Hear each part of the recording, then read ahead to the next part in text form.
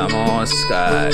আপনারা দেখছেন এখন দাসপুর বার্তা। ঘাটালে বন্যার্তদের পাশে প্রশাসন। চন্দ্রকোনা ব্লকের বন্যার উন্নতি ঘটলেও ঘাটাল ব্লকে উঁচু স্থান থেকে গড়িয়ে আসা জলে বেশ কিছু গ্রামের মানুষজন জলবন্দী হয়েছেন। এরূপ বন্যা কবলিত মানুষদের ঘাটাল সেন্ট্রাল বাস স্ট্যান্ডে রান্না করা আহার সরবরাহ করা হচ্ছে ঘাটাল পৌরসভার উদ্যোগে। এই কাজে সমাজকর্মী, জনপ্রতিনিধি, প্রশাসনিক আধিকারিকবৃন্দ হাত লাগিয়েছেন। এদিন ঘাটাল মহকুমা শাসকের কার্যালয়ে রাজ্যমন্ত্রী ডাক্তার মানস রঞ্জন ভূঁইয়া, জেলা কর্মাধ্যক্ষ শ্যামপদ পাত্র, আরক্ষা আধিকারিক, স্থানীয় জনপ্রতিনিধি ও সমাজকর্মীদের মধ্যে বন্যা ত্রাণ বিষয়ে বৈঠক করে স্বাস্থ্য পরিষেবা পরিদর্শন করা হয়েছে। এক প্রেস মিটে মন্ত্রী মহোদয় বন্যার দুর্গতির জন্য জলাধার থেকে চুক্তি ভেঙে অতিরিক্ত জল ছাড়াকেই দায়ী করেছেন। 22শে জুন পান্না থেকে সাপে কাটা রোগীকে উদ্ধার করে হাসপাতালে চিকিৎসার ব্যবস্থা করা হয়েছে। বোটের সাহায্যে বন্যার জল পার হয়ে দুয়ারে চিকিৎসা পরিষেবাও চলছে জোর কদমে। এ কাজে আশাকর্মীরাও জীবনের ঝুঁকি নিয়ে স্বাস্থ্য পরিষেবায় হাত লাগিয়েছেন।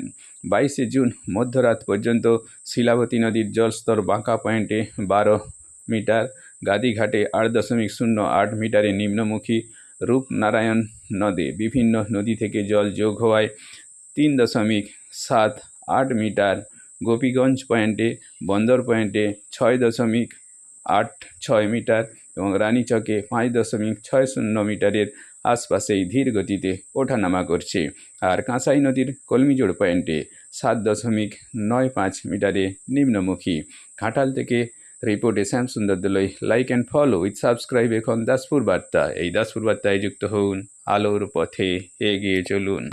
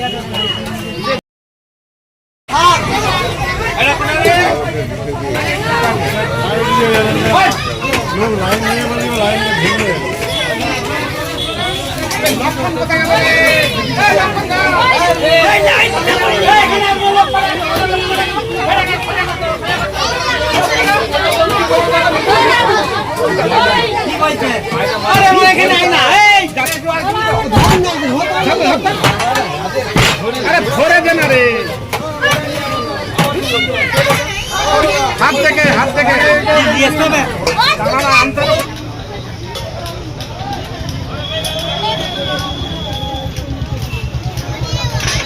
এদিক দিয়ে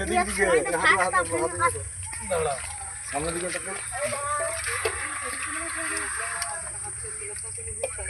না